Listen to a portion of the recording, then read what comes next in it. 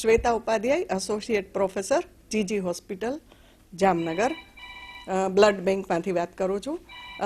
હાલ જામનગરની જીજી હોસ્પિટલની બ્લડ બેંકની વાત કરીએ તો અમારું વાર્ષિક જે કલેક્શન છે, બ્લડ કલેક્શન 26 થી 27 હજાર જેવું હોય છે.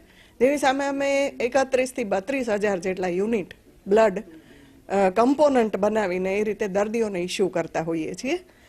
ખાસ કરીને છેલ્લા થોડા 15-20 દિવસથી એવી પરિસ્થિતિ થઈ છે કે કેમ્પ પ્રમાણમાં ઓછા થયા હોય અથવા કેમ્પના બ્લડ કલેક્શન ઓછા થયા હોય, જેની સામે રિક્વાયરમેન્ટ વધારે થતી હોય છે. એક ડેન્ગ્યુને કારણે પણ કે વરસાદ ખૂબ પાછળ સુધી મોડે સુધી ચાલ્યો એટલે ડેન્ગ્યુના કેસીસ હજુ સુધી આવતા રહે છે. પ્લસ પ્રસૂતા મહિલાઓ હોય જેને ઘણી વખત ઘણા બધા યુનિટ બ્લડ આપવાની જરૂર પડે. જે ઉપરાંત થેલેસેમિયાના તો 350 દર્દીઓ અહીંયા નોંધાયેલા છે, જેમને દર મહિને દરેક પેશન્ટ દીઠ 1 થી 2 યુનિટ અથવા ક્યારેક એનાથી વધારે યુનિટ પણ આપવાની જરૂર પડતી હોય છે. તો એવા સંજોગોમાં ઘણી વખત જે આપણી પાસે જે આવક હોય એના કરતાં રક્તની જાવક વધુ થઈ જાય છે.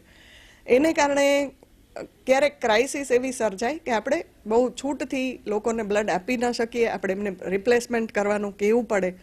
તો એવા સંજોગોમાં જામનગરની જનતાને, જોકે જામનગરની પ્રજા ખૂબ જાગૃત છે, અમે જ્યારે જ્યારે બોલાવીએ ત્યારે બધા આવી જ જાય છે, છતાં ફરીથી એકવાર અપીલ છે કે વોલેન્ટરી રક્તદાતાઓ બ્લડ બેંકમાં આવે અને રક્તદાન કરે.